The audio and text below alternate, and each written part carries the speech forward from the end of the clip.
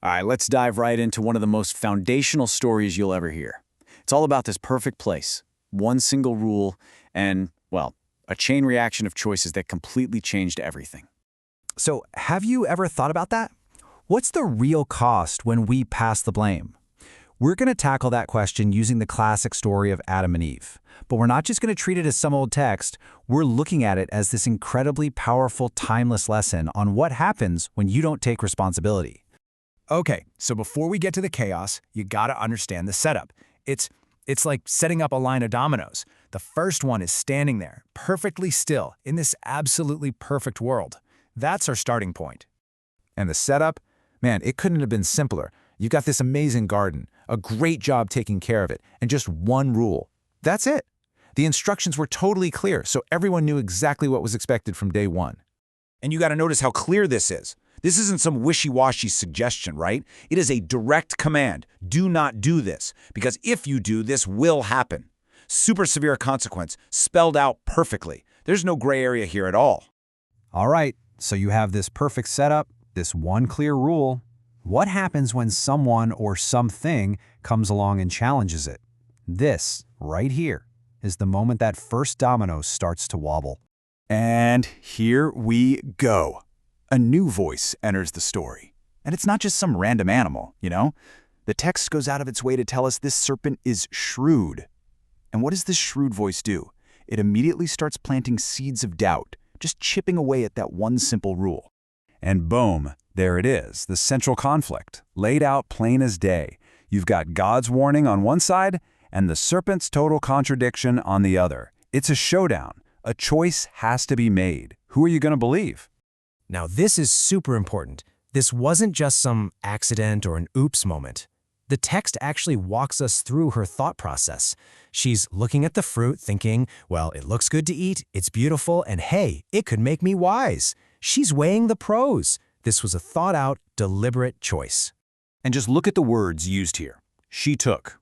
She ate. She also gave. And he ate. These are action words. Things didn't just happen to them. These are deliberate choices, first by her and then by him. They both owned their actions in that moment. Okay, so the choice has been made, and now comes the fallout. Immediately, there are these new feelings: fear, shame, and now comes the real test: accountability. This, my friends, is where those dominoes really start to crash into each other. What's fascinating is the first question God asks. It's not, hey, what did you do? It's, where are you? It feels less like an angry accusation and more like an opening, an invitation to just come out and talk about it. And Adam's reply just says it all, doesn't it?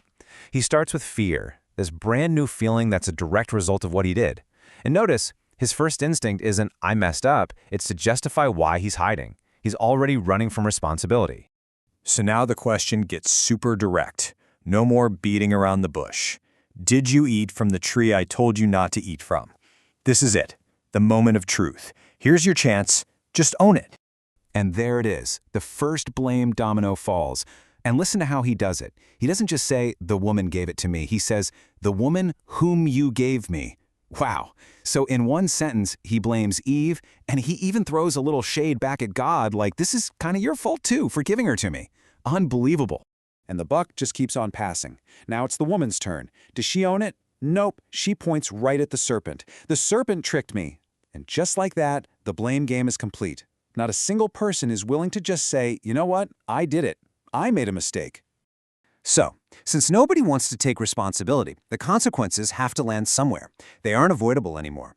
And now they get assigned directly. And they don't just affect the person. They ripple out and change everything. Let's just look at how this plays out. The serpent, the reason is simple: because you have done this. Bam, consequence. And for the man, check this out: because you obeyed your wife and ate. It's not just about eating the fruit, it's about him giving up his own responsibility. The point is, these aren't just random punishments pulled out of a hat. They are directly tied to their choices and their refusal to own those choices. And that's it. All the dominoes have fallen. The blame got passed around, the consequences landed, and the result? A permanent, total change to their whole world. Everything is different now. The final consequence is that they get kicked out. And this isn't just a punishment like being sent to your room. It's a logistical thing. The text suggests it's to stop an even bigger problem, them eating from the tree of life and being stuck in this broken state forever. So, that's it. The door to paradise is locked. And that becomes the new normal. The garden is gone, at least for them, it's off limits, guarded.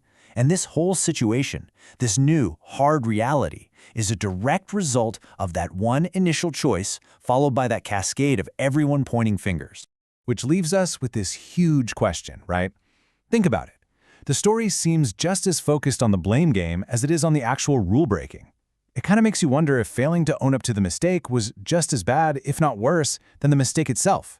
What if, instead of blame, the first word out of their mouths had been sorry? If that first domino to fall had been accountability, how different would everything be?